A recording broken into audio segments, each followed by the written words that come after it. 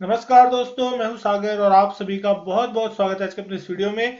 आज इस वीडियो में हम बात करने वाले हैं इंडसइंड बैंक के क्वार्टर 3 के नतीजों के बारे में। जैसा कि हमने देखा एचडीएफसी बैंक के नतीजे आए, उसके बाद पूरे बैंकिंग सेक्टर में कहीं ना कहीं एक कंसर्न आता हुआ दिखाई दिया कि क्या होता हुआ दिखाई देगा, क्योंकि पिछले 2 दिनों में अगर आप देखेंगे तो एचडीएफसी बैंक में तगड़ी गिरावट जो है ऊपरी लेवल से देखने मिली है और सारे बैंकिंग स्टॉक में आपको एक बिकवाली देखने मिली। तो इंडसइंड बैंक अब नतीजे पेश करता हुआ दिख रहा है। क्या ऐसा देखने को मिल रहा है बैंक में, ये समझने की कोशिश करेंगे, नतीजे पूरे समझने की कोशिश करेंगे। सबसे पहले अगर हम बात करें स्टैंड लोन फाइनेंशियल रिजल्ट्स की, तो यहाँ जो भी आंकड़े हैं वो सारे लाख में देखने मिल रहे हैं और इसे हम करोड़ में कन्वर्ट करके बात करेंगे। सबसे पहला जो इनकम का आंकड़ा होता हुआ दिख रहा है, जिसमें इंटरेस्ट इनकम जिसको हम मानते हैं, उसका आंकड़ा आपके सामने देखने मिल रहा है लगभग लगभग 11,572 करोड़ का, जो कि पिछले क्वार्टर में अगर आप देख रहे हैं तो 11,247 करोड़ के आसपास देखने मिल रहा था। तो यहाँ पे एक स्लाइटली जो इंप्रूवमेंट है वो देखने मिल रही है। लेकिन साल दर साल ये आंकड़ा 9,457 करोड़ से बढ़ के 11,572 करोड़ होता हुआ दिख रहा है। तो यहाँ पे आपको साल दर साल एक अच्छी खासी जो बढ़त है वो बनती हुई दिखाई दे रही है। वही अगर हम बात करें टोटल इनकम की कंपनी की, तो टोटल इनकम 13,968 करोड़ के पार आपको जाती हुई दिखाई दे रही है। अब बात करेंगे एक इंपॉर्टेंट आंकड़े जिसके ऊपर मार्केट हमेशा नजर रखता है, जिसको हमेशा ध्यान देना चाहिए। प्रोविजनिंग का नंबर यहाँ पे कितना इस बार का आता हुआ दिखाई दे रहा है। 934 करोड़ रुपए की प्रोविजनिंग जो है इस बार कंपनी ने की है, बैंक ने की है, जो कि पिछले क्वार्टर में 973 करोड़ था। तो यहां से आपकी प्रोविजनिंग में जो है इंप्रूवमेंट देखने मिल रही है। जो प्रोविजनिंग है क्वार्टर ऑन क्वार्टर कम होती हुई दिख रही है, जो कि एक अच्छा संकेत मार्केट मान के चलेगा। साल दर साल भी देखेंगे तो 1064 करोड़ से घट के ये प्रोविजनिंग का नंबर 934 करोड़ होता हुआ दिख रहा है। तो ये भी एक नंबर जो है अच्छे साइड में आपको आता हुआ दिखाई दे, जिसको मार्केट डेफिनेटली चीयर अप करता हुआ दिखाई देगा। टैक्स निकालने के बाद इस क्वार्टर में जो प्रॉफिट का नंबर आपको देखने को मिल रहा है, प्रॉफिट फॉर द पीरियड आपको जो आता हुआ दिख रहा है, वो आता हुआ दिख रहा है 2297 करोड़ का नंबर, जो कि पिछले क्वार्टर में 2181 करोड़ था। तो क्वार्टर ऑन क्वार्टर आपको यहाँ पे बढ़त देखने मिल रही है। साल दर साल भी देखेंगे तो 1959 करोड़ से बढ़ के ये आंकड़ा 2297 करोड़ पे आता हुआ दिख रहा है। मार्केट की एक्सपेक्टेशन भी अगर आप देखेंगे तो 2220 करोड़ के आसपास कहीं ना कहीं थी। तो उससे भी बेटर साइड पे ये जो नंबर है वो आपको देखने को मिल रहे हैं। तो ये फर्स्ट ऑफ अगर आप नंबर देख रहे हैं तो सारी चीजें लगभग लगभग अभी तक तो सही देखने मिल रही है। कुछ इंपॉर्टेंट पैरामीटर्स की अगर आप यहाँ पे बात करें, तो पहले सबसे पहले आपको देखना होगा कैपिटल एडिक्वेसी रेशियो, जो कि 17.86 पे आ रहा है।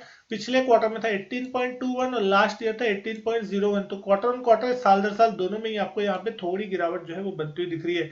ईपीएस देखिए 29.56 की ईपीएस इस क्वार्टर में आ रही है, जो कि 28.1 थी। क्वार्टर ऑन क्वार्टर ईपीएस आपकी बढ़ी है। साल दर साल देखें तो 25 रुपीज से बढ़ के ईपीएस 29.5 के आसपास आपकी होती हुई दिख रही है। तो प्रॉफिट बढ़ा तो साल दर साल ईपीएस भी आपको बढ़ती दिख रही है। अब बात करेंगे एनपीए की, जिसके ऊपर मार्केट बहुत कीनली वॉच करता है। तो सबसे पहले अगर आप देखिए ग्रॉस एनपीए का नंबर, तो ग्रॉस एनपीए आता हुआ दिख रहा है 1.92% इस क्वार्टर में, जो कि पिछले क्वार्टर में 1.93 था। एक बेसिस पॉइंट से ही सही, लेकिन इंप्रूवमेंट यहाँ पे क्वार्टर ऑन क्वार्टर बेसिस पे देखने मिल रही है। साल दर साल भी देखेंगे 2.06 से घट के 1.92% पे आता हुआ दिख रहा है। तो ये अच्छा इंप्रूवमेंट साल दर साल कहा जाएगा। नेट एनपीए देखेंगे तो 0.57% पे आता हुआ दिख रहा है, जो कि क्वार्टर ऑन क्वार्टर देखेंगे तो बराबर है। पिछले क्वार्टर में भी इतना ही नेट एनपीए था 0.57%। साल दर साल देखेंगे तो 0.62% से घट के 0.57 पे नेट एनपीए जो है वो आपका आता हुआ दिखाई दे रहा है। तो कहीं ना कहीं जो नंबर है वो ऑन द फेस और फिट अच्छे देखने को मिल रहे हैं। तो अब सबसे बड़ा सवाल यह है कि क्या ये स्टॉक जो है आपको कल अच्छा खासा परफॉर्म करता हुआ दिखाई देगा, या फिर यहाँ पे आपको गिरावट देखने को मिल सकती है। क्योंकि एचडीएफसी बैंक की जो प्रॉब्लम थी, क्या वो पूरे बैंकिंग सेक्टर की प्रॉब्लम बनेगी, ये एक सबसे बड़ा सवाल जो था कहीं ना कहीं बनता हुआ दिख रहा था। तो अगर यहाँ पे हम बात करने वाले हैं स्टॉक प्राइस के हिसाब से, तो आज के दिन नतीजों से पहले स्टॉक में दबाव देखने मिला। लगभग लगभग 2% के आसपास ये स्टॉक गिरता हुआ दिखाई दिया। 1612 के लेवल पे स्टॉक की क्लोजिंग आती हुई दिखाई दी है। अगर आज के दिन की रेंज देखेंगे तो 1640 का अपर साइड है और लोअर साइड में 1595 का इसने लो बनाया था। 52 वीक हाई देखेंगे 1694 का 52 वीक हाई रिसेंटली इसने पिछले 3-4 दिनों पहले ही बनाया था। ऊपर से थोड़ा करेक्शन होता हुआ दिखाई दिया। 52 वीक लो था 990 का, तो वहां से तो लगभग 60-70% के आसपास का रिटर्न इसने निचले लेवल से दिखा दिया।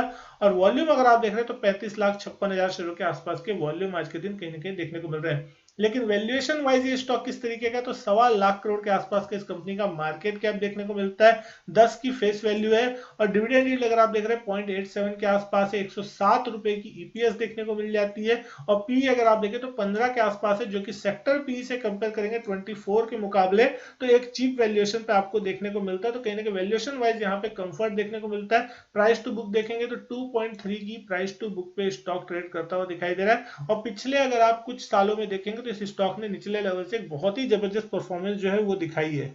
लेकिन डेली चार्ट्स पे अगर आप देखेंगे तो यहाँ पे आपको पिछले 3 दिन में थोड़ा करेक्शन देखने मिला, और ये सारा जो करेक्शन था उसका सबसे बड़ा कारण था एचडीएफसी बैंक और उसके एडीआर में जिस तरह गिरावट हुई। उसके बाद इंडियन मार्केट में भी एचडीएफसी बैंक बहुत तेजी से टूटता हुआ दिखाई दिया, जिसका पूरा का पूरा इंपैक्ट जो है सारे प्राइवेट सेक्टर बैंक और पब्लिक सेक्टर बैंक पे कहीं ना कहीं पड़ता हुआ दिखाई दिया, कि कहीं ना कहीं जिस तरीके से लोन डिपॉजिट रेशियो जो है वो कहीं ना कहीं लोअर साइड पे आता हुआ दिखाई दे रहा है, और वो बैंकों के लिए क्या आगे चल के खतरा हो सकता है। और उसके बाद आपको एक सेलिंग प्रेशर बना, तो इस स्टॉक में भी ऊपरी लेवल से अगर आप देख रहे हैं 1694 का हाई जो था वो 15 जनवरी को इस स्टॉक ने लगाया था, आज यहाँ पे 1595 का लो लगता हुआ दिखाई दिया, क्लोजिंग जो है 1612 पे आती हुई दिखाई दी। नतीजों के लिहाज से अगर आप देखेंगे तो पहला सपोर्ट जो है यहाँ पे कहीं ना कहीं आपको देखने मिल रहा है 1575 के लेवल पे, तो यहाँ 1575 का लेवल नीचे की तरफ एक बहुत इंपॉर्टेंट सपोर्ट के रूप में देखने मिल सकता है। अगर 1575 1580 के ऊपर स्टॉक रहता है तो अभी भी ट्रेंड यहाँ पे आपका बदला नहीं है, और कहीं ना कहीं आपको यहाँ से कंटिन्यूएशन देखने को मिल सकता है। 1575 के अगर ये स्टॉक नीचे जाता है तो कहीं ना कहीं आपको थोड़ा करेक्शन गहराता हुआ दिख सकता है, उस कंडीशन फिर आपको थोड़े लोअर साइड के लेवल देखने मिल सकते हैं। अपर साइड में आपके लिए सीधा सीधा वही लेवल है जिस लेवल पे यहाँ पे आपको क्लोजिंग देखने मिलती है 1690 रुपए के आसपास। अगर ये स्टॉक 1690 के लेवल को निकालेगा तो फिर से अपनी रैली उसी तरीके से कंटिन्यू कर सकता है जिस तरीके से स्टॉक पिछले कई महीनों से चलता हुआ दिखाई दे रहा है। लगातार हायर टॉप लगते हुए आपको यहाँ पे दिखाई दे रहा है, हायर टॉप हायर बॉटम के फॉर्मेशन बन रहे हैं, और उसी तरीके से अगर ये 1694 निकाल लेगा तो आपको और अच्छी खासी तेजी आने वाले दिनों में देखने मिल सकती है। उम्मीद करता हूँ वीडियो जो पसंद आई होगी, वीडियो अच्छी लगी तो लाइक करें, शेयर करें, चैनल नहीं किया सब्सक्राइब तो चैनल सब्सक्राइब जरूर करें। मैं आपसे मिलता हूँ अपने नेक्स्ट वीडियो में, तब तक के लिए गुड बाय, थैंक यू।